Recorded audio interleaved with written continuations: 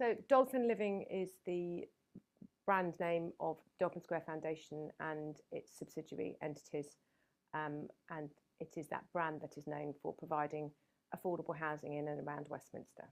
Particularly since 2005, the divergence between market rents and social rents has increased, leaving large numbers of people unable to access social rents because they don't qualify, but unable to afford market rents. And it's those individuals who are our beneficiaries. So currently the charity has 600 homes that are let to tenants. 3/4 of those are what we call intermediate homes, and those are let at intermediate rents, which are on average 53% of the local market rent, and they are offered to those who can afford them without recourse to benefits, but whose salaries wouldn't enable them to access market housing for rent or for sale. We have a further 200 properties in the pipeline that are under construction at the moment.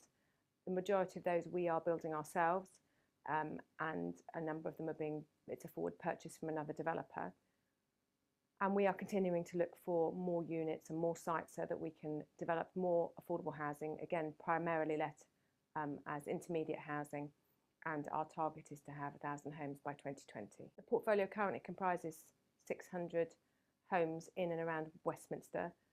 About 3/4 of those are let at intermediate rents, and they are homes that are affordable to London's workers from their earned income at significantly below market rent. On average, our intermediate rents are 53% of the local market rent.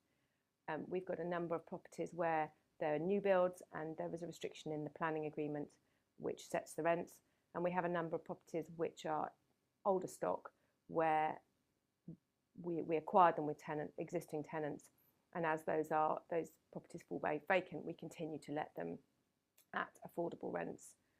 We have a pipeline of a further 200 properties, 2/3 of which we're building ourselves, and the others which are part of a forward purchase, and these will again predominantly be let at intermediate rents to those who cannot access market rent because they simply don't earn enough. We're continuing to grow. We're looking for other opportunities, regularly taking different opportunities to our board. We have another site that we're in the process of acquiring, and we hope that will provide another 80+ homes, predominantly again at submarket rents in and around London for working Londoners.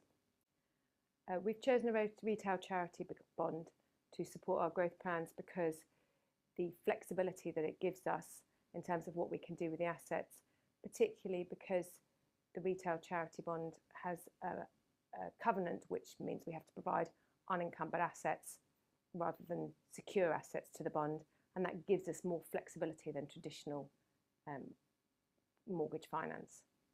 So as I explained, the purpose of the bond is to enable us to develop more intermediate housing in and around Westminster, and as and when those properties complete, we'll be able to raise mortgages against them, against blocks of flats or groups of houses, and it will be those proceeds that will be used to repay the retail charity bond. Our properties are let at submarket rents. On average, they're 53% of the local market rent within our intermediate portfolio. And what that means as an organisation, we have quite a significant shelter against variations in the London property market. So if there are changes in values, for example, our properties won't fall in value because they're already significantly submarket, or they won't fall in value as much.